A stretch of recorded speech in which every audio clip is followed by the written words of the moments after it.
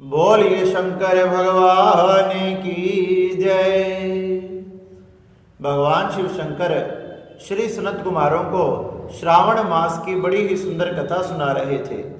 अब भगवान शिव शंकर श्री सनत कुमारों को श्रावण मास का 28वां अध्याय सुनाते हैं। भगवान शंकर कहने लगे कि हे सनत कुमारों, अब मैं अगस्त के अर्घ का वर्णन करता हूं कि किस प्रकार से अगस्त को अर्घ दिया जाता है। कहने लगे, जिसके करने मात्र से मनुष्य की सभी इच्छाएं पूरी हो जाती है तथा अगस्त के उदय होने से पहले ही समय को निश्चित करे। आप पहले ही ये जान ले कि अगस्त कब उदय होने वाला है। यह जानकर 7 दिन पहले से ही आप उन्हें अर्घ देना प्रारंभ करें। कहने लगे कि पहले 7 रात पूर्व ही प्रतिदिन उन्हें अर्घ दें। मैं उसका विधान तुमसे कहता हूं, आप ध्यान से सुने। कहने लगे कि सुबह सफेद तिल से स्नान कर कर सफेद कपड़ा तथा माला धारण करें। सोने आदि से निर्मित कलश का स्थापना करें। पंचरत्न युक्त घी युक्त अनेक तरह के भोजन, फल तथा माला कपड़े से विभूषित करके उसके ऊपर तांबे का पात्र रखें तथा उस पर महर्षि अगस्त की प्रतिमा रखें। प्रतिमा मोटी लंबी हाथों युक्त, दक्षिण मुख वाली, जटा मंडली तथा सुशोभन, शांत, हाथ में कमंडल तथा बहुत शिष्यों से घिरी हुई होनी चाहिए। इस प्रकार से किसी आप बाजार से कोई सुंदर सा चित्र ले आए जिसमें अगस्त ऋषि या बहुत से महात्मा विराजमान हो।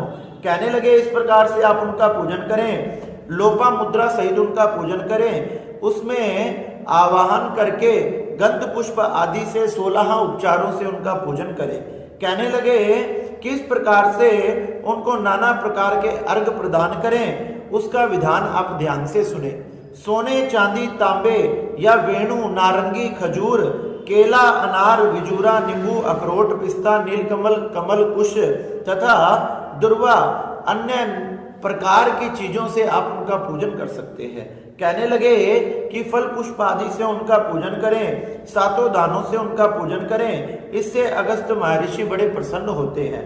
पृथ्वी पे घुटने के बल बैठकर, सिर लगाकर, मस्तक झुकाकर उन्हें प्रणाम करें तथा फिर उन्हें अर्घ प्रदान करें।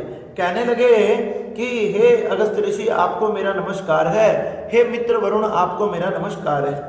इस प्रकार से उनके चरणों में प्रार्थना करें। जिस अगस्त ऋषि ने आतापी तथा महाबली वातापी को भी भक्षण किया था, ऐसे लोक मुद्रा के पति अगस्त ऋषि को मैं प्रणाम करता हूँ। एक समय आतापी और वातापी नाम के बड़े ही दानव राक्षस हुए।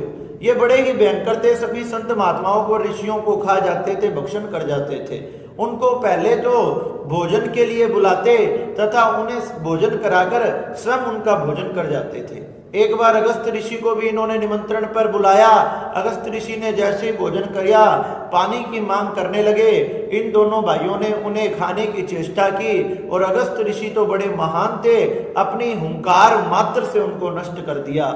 ऐसे महान अगस्त ऋषि, इनको हमारा नमस्कार है। ये वही अगस्त ऋषि हैं जो बड़े बड़े कार्यों को सिद्ध करवाने वाले हुए, बड़े बड़े देवताओं को अपना आशीर्वाद देकर दैत्यों पर जिन्होंने विजय प्राप्त करवाई। कहने लगे, ऐसे अगस्त ऋषि को नमस्कार करना चाहिए तथा उनको अर्घ देना चाहिए कि हे महाभागो, हे ऋषियों, हे वरानने, हे लोपा मुद्रे, आपको मेरा नमस्कार है। इस प्रकार से अगस्त ऋषि की पूजा करके उनको नाना प्रकार से उनका 1008 या 108 आहुतियों से हवन करना चाहिए।